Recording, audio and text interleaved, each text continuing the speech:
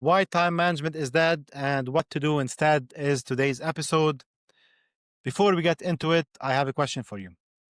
Do you feel like you're getting what needs to be done in a certain day actually done, or are you always behind? There's never enough time in the day, and you feel that you need to be working more. It's important to reflect to see if what we have in place is actually working, or is it time to do things better? Some misconceptions that business owners have is we need to be more productive. We need to be doing more. We need to work harder, get more things done. The other one is we need to manage our time better. We need an app that helps us manage our time better to be more efficient. The reality is there is no app that has been created that will allow you to manage your time better if you're wasting your energy on the wrong things. Sure, an app will help you be more efficient here and there, but there will always not be enough time if you're not managing your energy properly. So the shift that we're gonna make here is the focus shouldn't be on managing time. It should be first on managing your energy, making sure that your energy is going to the right place. What we can do is something called an energy audit. The energy audit is basically tracking our time for 2 weeks, understanding where are we spending our energy. So from the time that you start your work day to the time that you end your work day, you log in what you've done at uh, at each point, how much time did it take, and what were you doing at that time. Then you see and reflect, is this a good use of my time? Is spending this hour here, 2 hours there, what was I doing? Is it to the best use of my time, or is it a low value activity that can be done by a team member? Maybe it can be automated or somehow done in another way that's not involving you.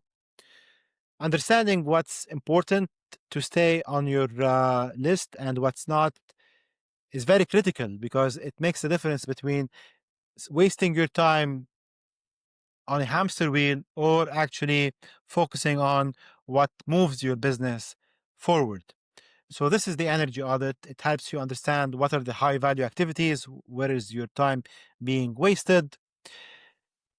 It also allows you to understand how much a certain task actually takes in order to be completed, so that when you're planning for it in the future, to set a realistic expectation for it.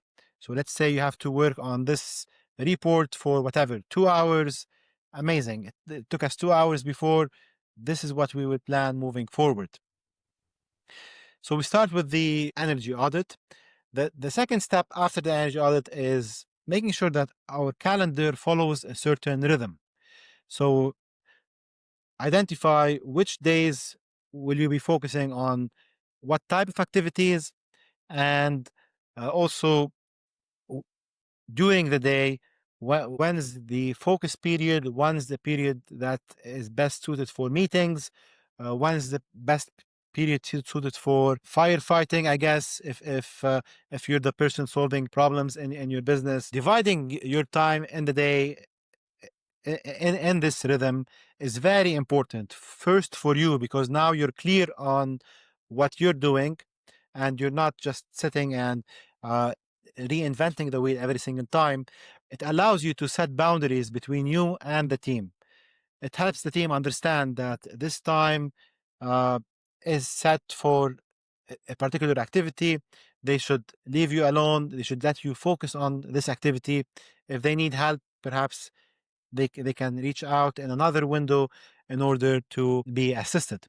So after doing our energy audit, focusing on what matters, getting into a rhythm and organizing our time, and then setting boundaries is very crucial to making sure that you're planning your week in the proper way, and you're being productive and you're being realistic on what can be done and what and how long it will take. So, this was today's episode. It's very important to have a personal operating system that you follow as a business owner in order to be more resilient. As we always say, being a business is a long term game. And the difference between the business owners that are successful and the people that are not is the way that they execute, is the way that they show up, and the way that they operate. Having a personal operating system is very important for your success. So you're clear, you're focused, and you're building your legacy in the right way, and you're successful doing it. We're going to detail this in the book, Resilient in Business. The book is about how entrepreneurs can navigate the different challenges they're going through, because we all go through challenges and uncertainty. I mean, this is the nature of the game. It will also have a roadmap to the resilient entrepreneur system that helps people organize their time, helps them make sure that they are successful. One part of this chapter will be about stories from the trenches, from business owners like you, about their experiences and what helped them navigate those challenges, persevere, and actually see it through. So it will be great to hear your story. Your insights, your experience is very valuable. It helps motivate other entrepreneurs, stay the course, persevere, and uh, be successful. It'd be great if you can share your experience. I will leave the link for this survey attached to this episode, and hopefully we'll hear from you. So, this was today's episode. Before managing your time, manage your energy, get into a rhythm, and set some boundaries in order to set yourself up for success. See you in the next episode.